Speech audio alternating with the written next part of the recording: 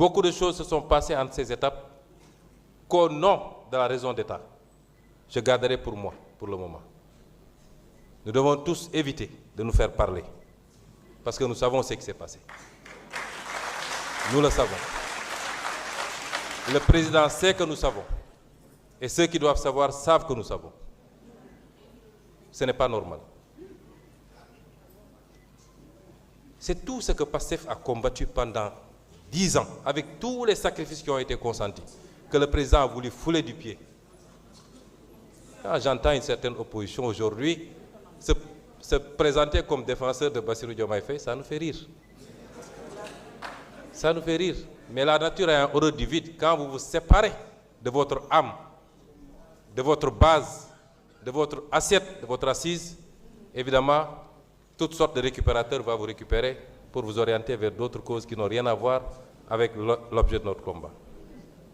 Nous ne pouvons pas l'accepter. Et c'est pourquoi le pouvoir constituant, et je félicite les députés qui ont pris l'initiative, a fait une proposition de révision constitutionnelle, conforme à ce qui est issu du dialogue, conforme à ce qui est issu de toutes les réflexions qui ont été initiées, conforme à ce que le comité technique avait fait. À partir de ce moment, le pouvoir constituant s'est exprimé aujourd'hui. Et il s'est fortement exprimé. Fortement exprimé. Nous sommes dans une démocratie. Les choses se règlent dans les canaux qui ont été tracés par les textes. 1/10 des députés ou le président de la République peuvent toujours saisir le Conseil constitutionnel. Le Conseil constitutionnel a une jurisprudence constante, une jurisprudence claire, qui veut que lorsque le pouvoir constituant s'est exprimé, c'est le peuple qui s'est exprimé, le Conseil constitutionnel ne vérifie que la procédure et les clauses d'éternité.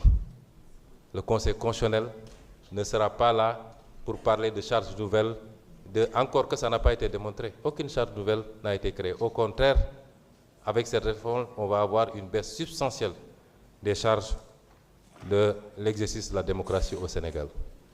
Et c'est pourquoi la question que je me pose, c'est qu'est-ce qui est arrivé? Monsieur le ministre, vous passerez mes salutations fraternelles au président de la République. Nous espérons encore, parce qu'il ne sera jamais trop tard pour revenir à l'essentiel, pour revenir à ce qui fait son âme politique. Je ne pense pas qu'il ait pu autant varier en si peu de temps. En quoi ça peut gêner le président de la République, lui-même qu'il a dit dans une déclaration en tant que candidat que le président de la République doit déclarer à l'entrée et à la sortie. Il l'a dit, les vidéos sont là. Qu'est-ce qui a changé entre-temps? Lui-même a dit, dans les vidéos qui sont là, lorsqu'on était opposants, et nous tous nous le disions, que le président de la République ne peut pas être président de parti, parce que quand on l'attaque en tant que président de parti, on invoque son statut de président de la République. Qu'est-ce qui a pu changer? Qu'est-ce qui est arrivé à notre petit frère et président de la République, Bassirou Diomaye Diakhar Faye? Qu'est-ce qui lui est arrivé? En quoi cela peut gêner? Nous, on déclare à l'entrée et à la sortie. Moi, j'ai déclaré en tant que Premier ministre. J'ai 3 mois pour déclarer à la sortie. Et je vais déclarer la semaine prochaine. Pourquoi le président de la République ne déclarerait pas à l'entrée et à la sortie? Quel est le problème? Cette constitution, cette réforme est l'une des plus consolidantes. L'une qui nous permet de faire des pas de géant dans le perfectionnement de la démocratie sénégalaise, dans la transparence dans la gestion publique. En quoi est-ce qu'on peut avoir peur de cette réforme? Et c'est au nom de tout cela que je le dis ici. Dès aujourd'hui, je saisirai le président de la République pour lui transmettre la proposition adoptée. Mais je ne vais pas lui invoquer l'article 103. Je demanderai au président de la République de promulguer cette loi, de la promulguer simplement et purement. Parce que le Conseil constitutionnel, dont les décisions s'imposent à tous les pouvoirs publics, administratifs, politiques ou quelle que soit l'appellation, a constamment décidé que dans le cas de révision de la Constitution par la seule Assemblée nationale, le vote à la majorité qualifiée des 3/5 réalise à la fois l'adoption et l'approbation. Aujourd'hui, ici, l'Assemblée nationale a voté à la majorité qualifiée et l'Assemblée nationale a réalisé l'adoption et l'approbation. Et c'est dans ce sens-là que je suggérais le président de la République. Parce que ces décisions du Conseil constitutionnel s'appliquent à lui, s'imposent à lui.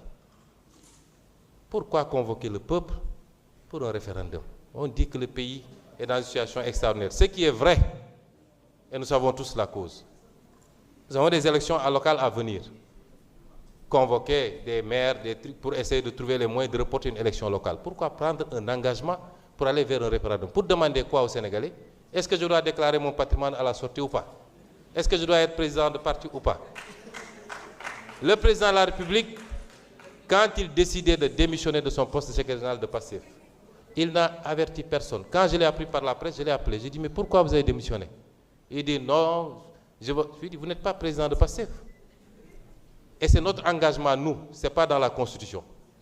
Donc vous n'êtes pas tenu de démissionner. Vous pouvez rester, quitte à vous doubler et mettre un secrétaire général adjoint.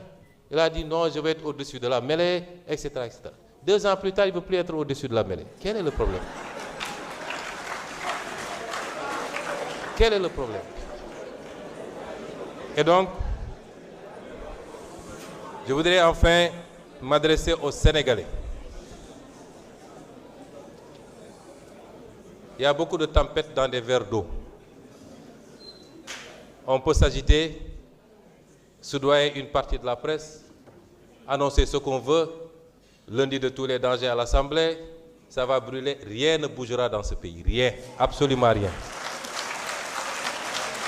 Rien ne bougera. Parce que nous sommes gardiens et garants, nous nous portons garants en tant que formation politique majoritaire, ayant la popularité qu'il faut, ayant la jeunesse avec nous, nous nous portons garants pour la stabilité de ce pays. Rien ne bougera.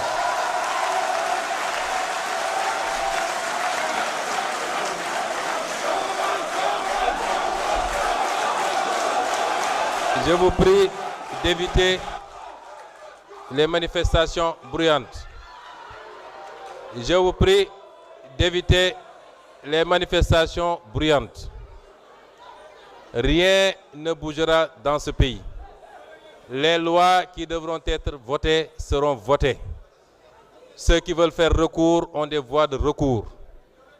Les décisions s'appliqueront à tout le monde.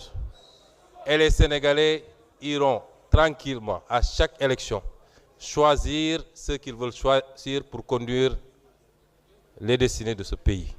Il n'y aura aucun grabuge dans ce pays s'il plaît à Dieu. Mbokk yi pare nañu wot bi waaye waxtaan bi am